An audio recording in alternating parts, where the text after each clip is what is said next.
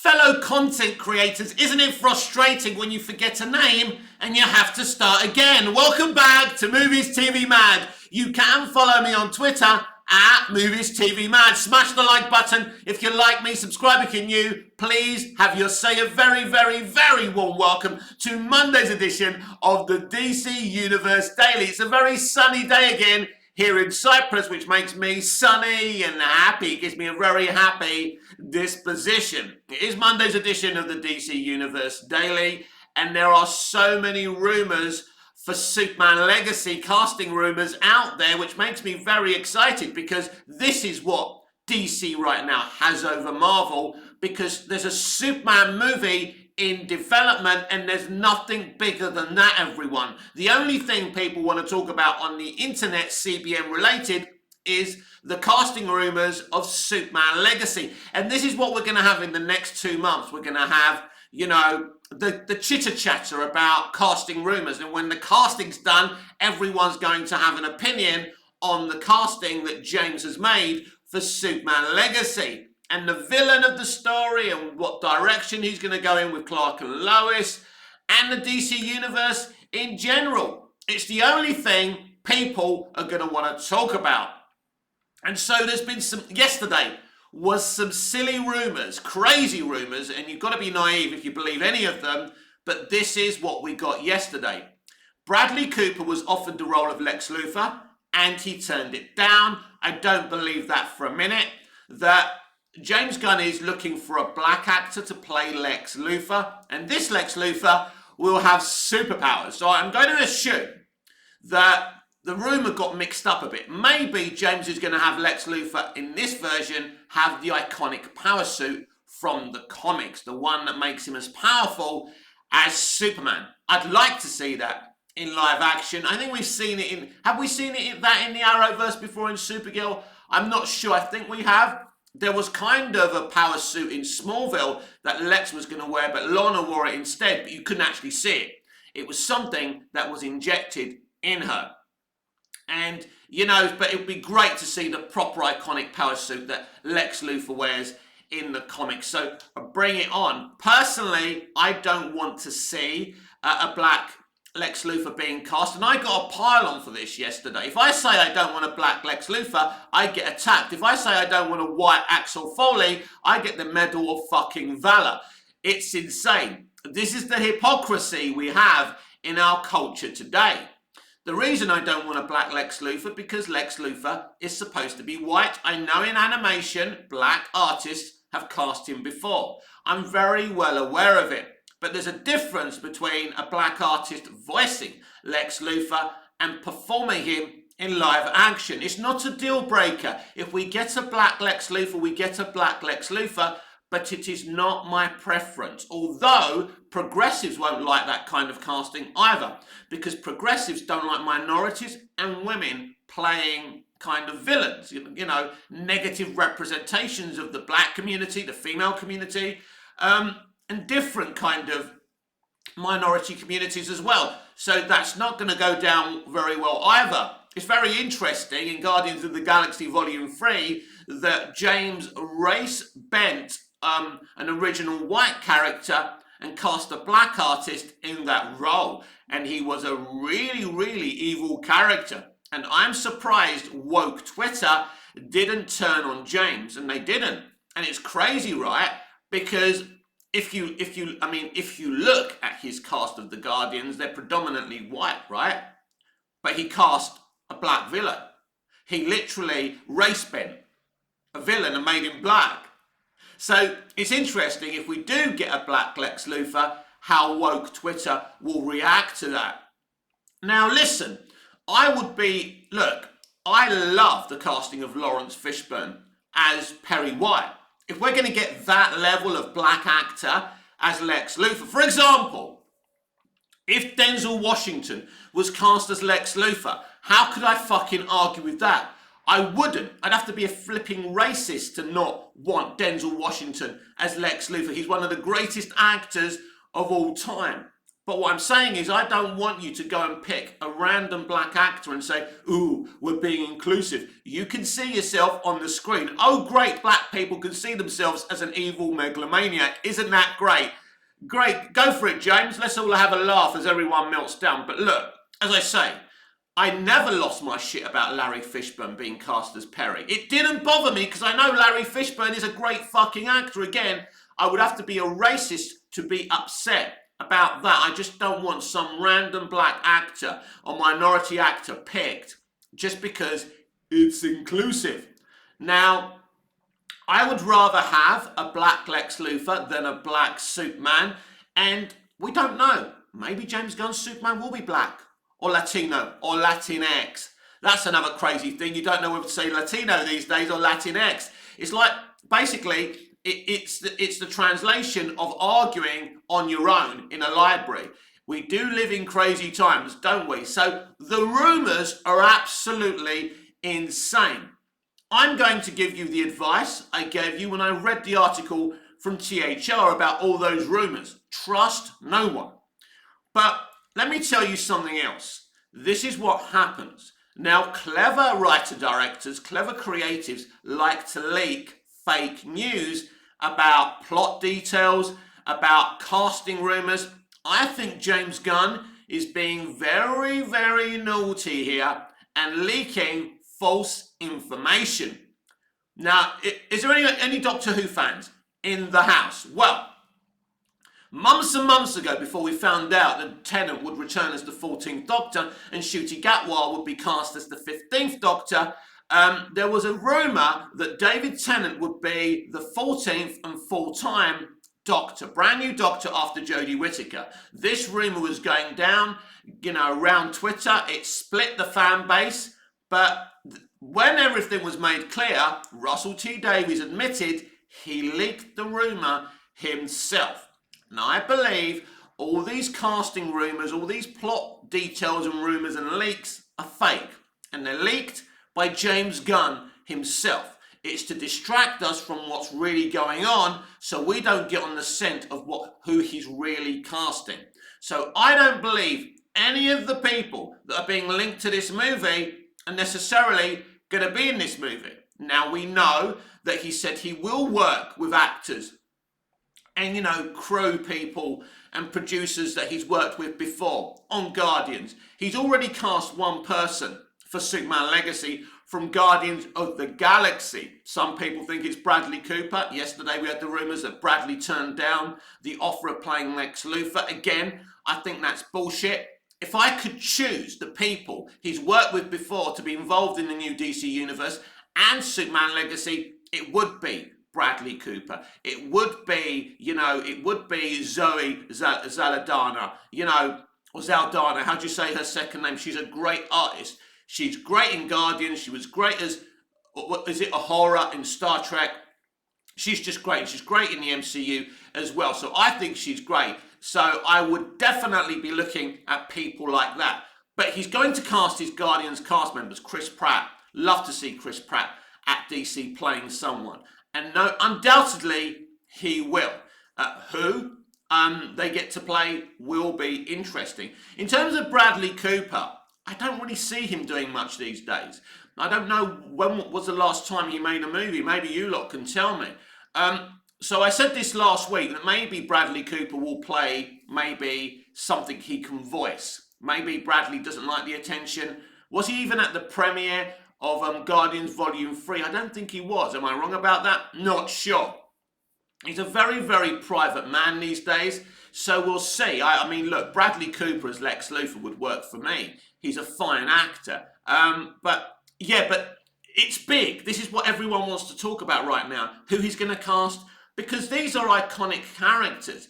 And the iconic characters, in terms of Superman are there, but in DC in general. Because this is a brand new DC universe. Which means that James Gunn's going to be doing a lot of casting as well. So for me, it may not be for you, but for me, it's a very exciting time to be a DC fan. I can love the Snyderverse, but still be excited about this. I think the problem is sometimes, in terms of the Snyderverse, some of its fandom see the Snyderverse not as a version of the DC universe, but as a religion. And if you critique somebody's religion, if you insult somebody's religion, they become offended, and then they become offensive. It happened with me when I argued with New Geeks on Twitter. I think it was about the Jonathan Kent situation. We'll get to that because I spoke about the whole tornado sequence the other day. And former Smallville alum John Glover, who played Lionel Luthor, has criticised that sequence too. A big DC fan himself. We'll get to what he said very, very shortly. And his reply to a Snyderverse fan was very, very interesting as well. And this is what kind of got me thinking.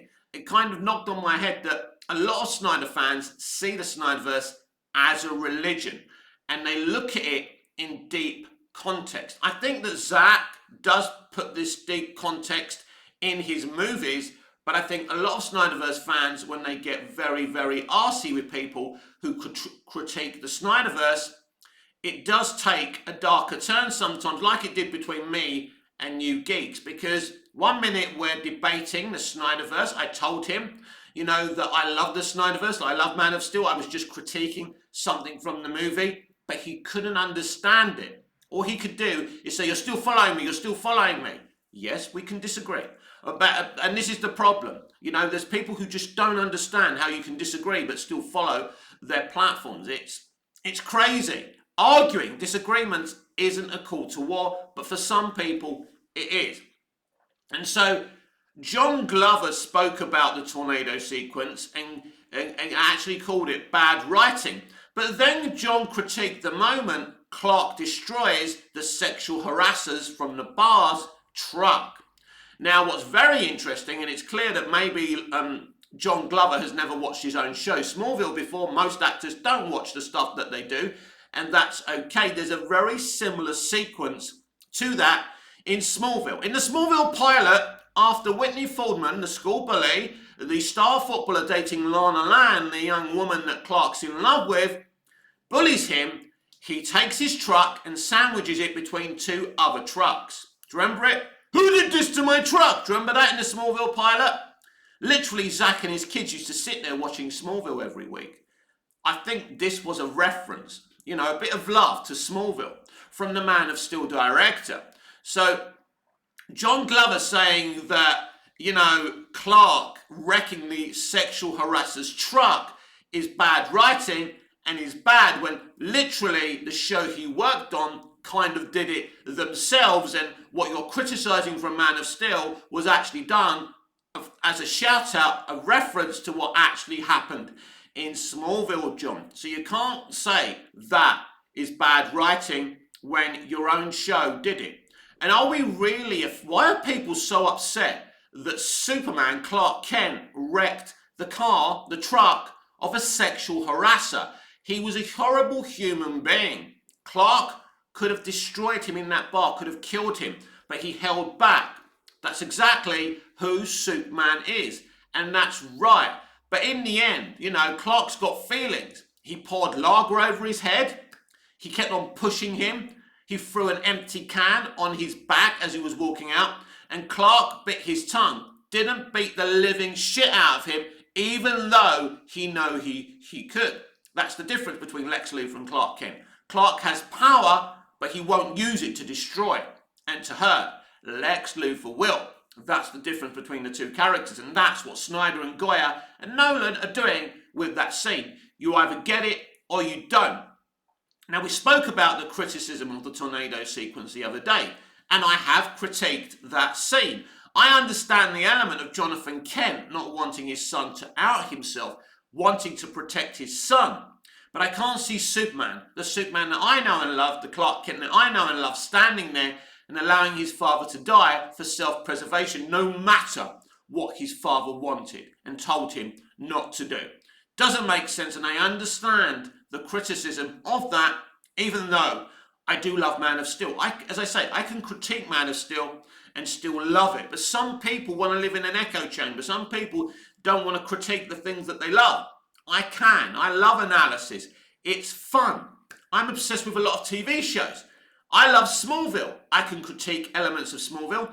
I love 24, Alias. I can critique Alias. I can say the moment when the CIA raid SD6 was a big mistake, and they should have kept it as a kind of drama, kind of a double agent drama. That's when Alias was at its best. So I can love things, but critique them at the same time. But these days with fandom, it's so insular, it's so echo chambery, and you get yourself in trouble. And I try so much on Twitter to resist my quote tweets when I react to people talking shit. But sometimes I can't help myself. Like the writer who was saying, oh, Hollywood, you can't make any excuses about not hiring black writers because there's a bunch here on this strike as we're, we're around. So there are black actors. And I said, and his name was Justin. And I said, what Justin isn't telling you, he is part of the most represented minority in Hollywood. African Americans are the most represented minority in Hollywood. Fact, but they're still complaining they don't get enough representation. Couldn't help myself, quote tweeted him, got myself in trouble again. He did what did he do? A gif where he slams the door in my face because he knew what I was saying was true, but he had to respond. Then he blocked me. So that's the problem. There's definitely more African American writers than Greek Cypriot writers in Hollywood, right, Justin? Anyway, we're here to talk about DC. So yes, John Glover, Lionel Luthor himself, has been getting in the mix. I hope Snyder fans are not going to be rude to John, because as well as being a great DC actor who's voiced the Riddler in animation, done lots of stuff in DC, very famous for that. He was in Batman and Robin, played a weird villain. He's the one that he's basically Pamela Isley's first victim in the Batman and Robin movie as well. But yeah, heading back to Superman Legacy, this is the movie everyone wants to talk about. Nobody cares about the Marvel Cinematic Universe anymore, right? Now, it's interesting because we should really talk about James Gunn's Guardians of the Galaxy Volume 3 second weekend. Barely no drop-offs. And apparently this film could end up globally at 830 to 930. That's excellent box office. So we've gone from solid but not spectacular to a little bit more spectacular. So James Gunn, doesn't look like James Gunn's going to get his first billion-dollar movie, but the reviews, the audience reaction to this movie and the box office is doing very, very well. Thank you very much. So that's good if you're a DC fan. It's not so good if you're a Marvel fan because you can see what you're losing. And we now know that Gunn was giving fake notes for other MCU movies, so it gets worse for MCU stans as well. We get the guy who's been propping up the MCU for so many years, and that's a good thing. Again, I know some of you don't like James Gunn.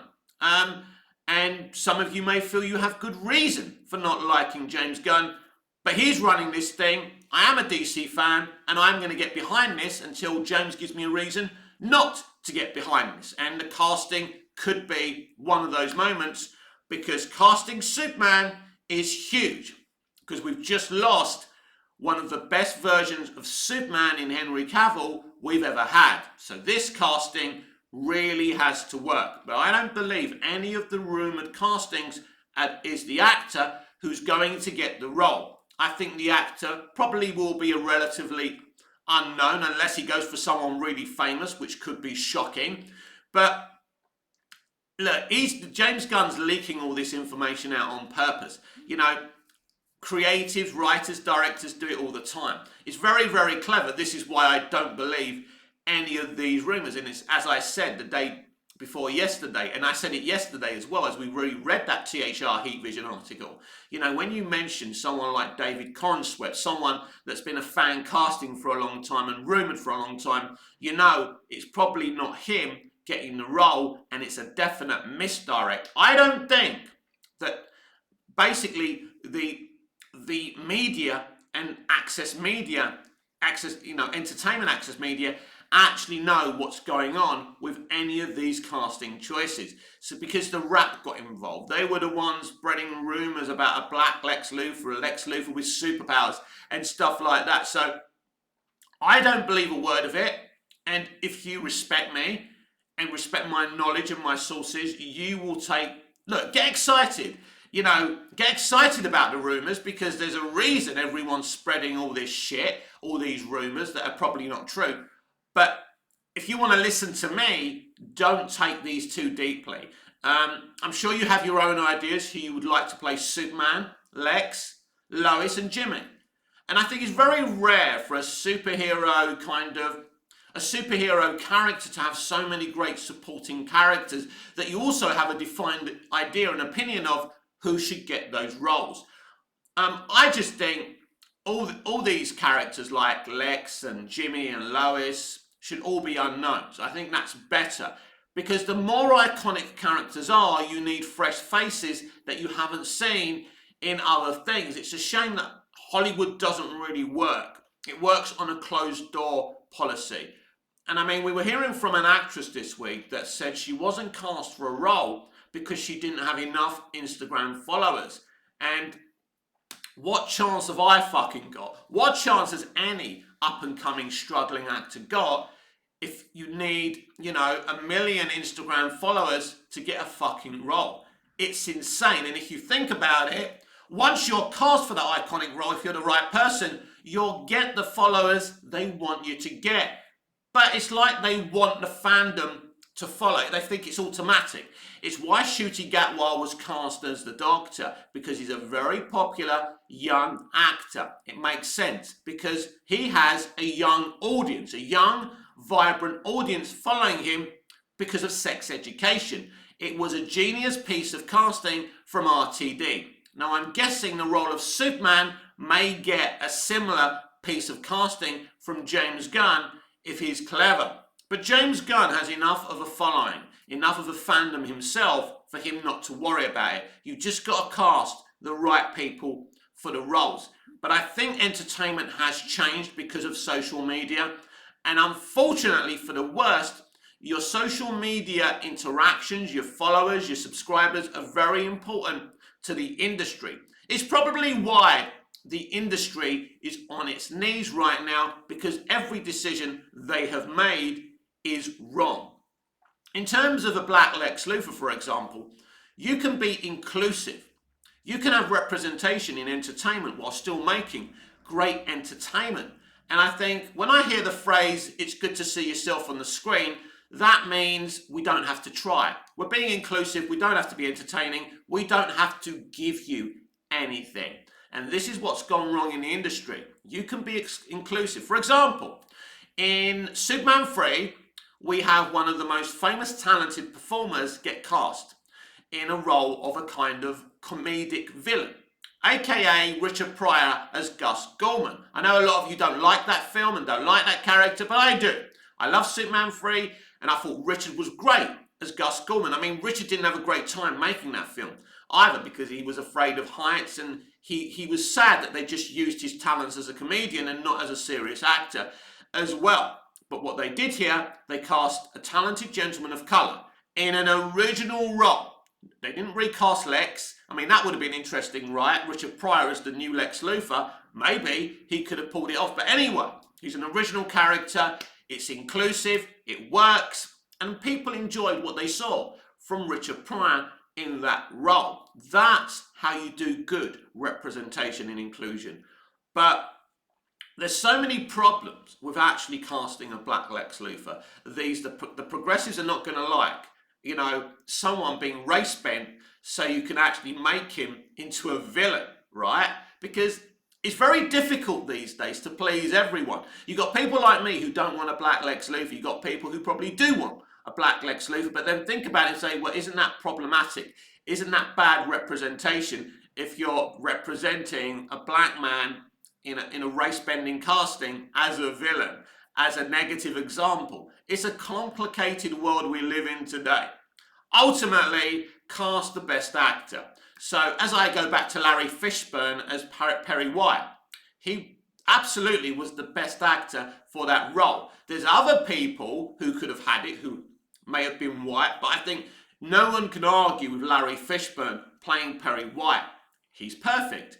He's brilliant. People didn't like it at the time. People weren't exactly happy with Zack Snyder being involved with DC in the first place, and that piece of casting didn't go down well at all. But for me, it wasn't an issue because it's Lawrence Fishburne.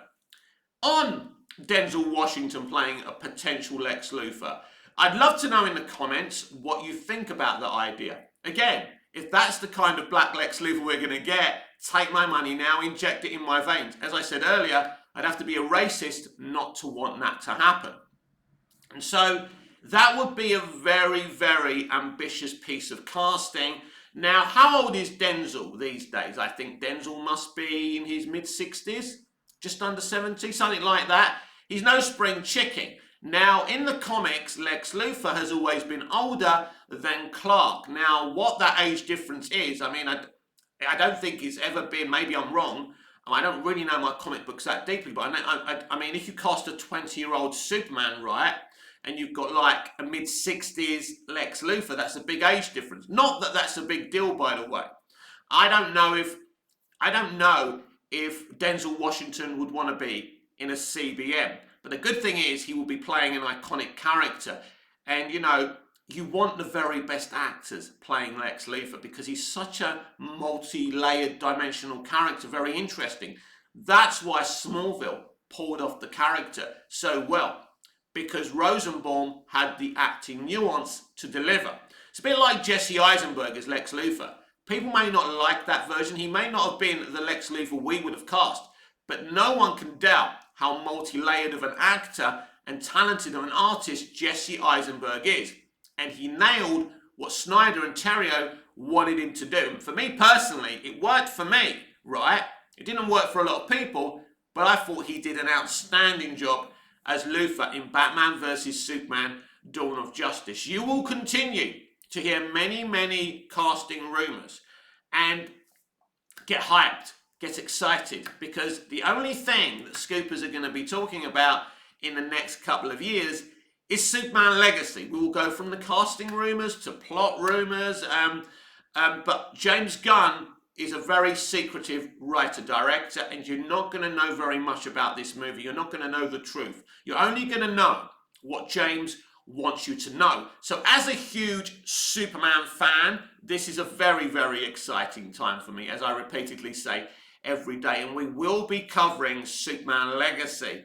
Even if there's not much news, we will have a little, maybe 2-minute portion, 5-minute portion every day on the DC Universe Daily. And so we will be covering this film up until its release. We'll be talking about the casting, the plot details, the soundtrack. Who's doing the soundtrack for Superman Legacy? Well, James Gunn has already met that person. Is it a composer he's worked with before, or is he going for someone really, really famous? That's an exciting situation as well. It's going to be interesting. There's no question that James Gunn knows this is the biggest challenge of his career. He's taking on a huge challenge, a pressure challenge, and there's no hiding place when you're writing and directing a Superman movie. There are no excuses. James Gunn knows this, that he's going to have to deliver his very, very best. Of course, we are coming from a time where the DC fandom is divided. You've got Snyder fans, you've got people who are supportive of James. So it's very difficult. So this is why James has to deliver the best that he can do. If he delivers the best CBM of all time, with one of the best interpretations of Superman of all time, no matter what Snyder fans do, whatever they try and say about him and his movie, it's going to fall on deaf ears. It will not work. If he delivers, right, what he can potentially deliver, no one's going to care what Snyder fans have to say. Their voices will grow cold and silent. But the pressure is on from all angles for James Gunn to deliver with Superman Legacy. It's a huge challenge for him. It's a huge project for him. And the pressure is on. I want to be on the side of being a supporter. I want to be a supporter. I want to take things with, in my stride. I don't want to be reactive. I'm a very passionate, reactive fan. I can't help that. Now, I'm going to try to be a little bit different and less reactive. And every time I try, I fail. Because I'm a hot-blooded Mediterranean guy, and we are very, we're very, what do you mean? What do you mean? This is not right. You get me right. I'm a very passionate guy. but I have mellowed. I am mellowing in my old age. I'm 50 years old now, so I'm not as I used to be. And I will try and deliver the news as calmly as I can to you. But this is going to be a very, very exciting 2 years here on Movies TV Mad, because in 2025 we get a brand new Superman movie, Superman Legacy, and I couldn't be more excited. This has been Monday's edition of the DC Universe Daily with me, Mick, your host with the most. Just ask your girlfriends and your wife. Please like, share, comment, subscribe, hit the notification bell so you never miss this beautiful perfection. Smash the like button if you love me. Subscribe if you're new. Please have your say. It all helps. It helps the channel. If you love me and you help the channel, keep on helping it grow. Thank you very much for watching. If you've liked the video, you have my you have my gratitude. I love you. Thank you for being so kind to me and, spending your time here with me on Movies TV Mad. Until I see you again, goodbye, au revoir, auf Wiedersehen.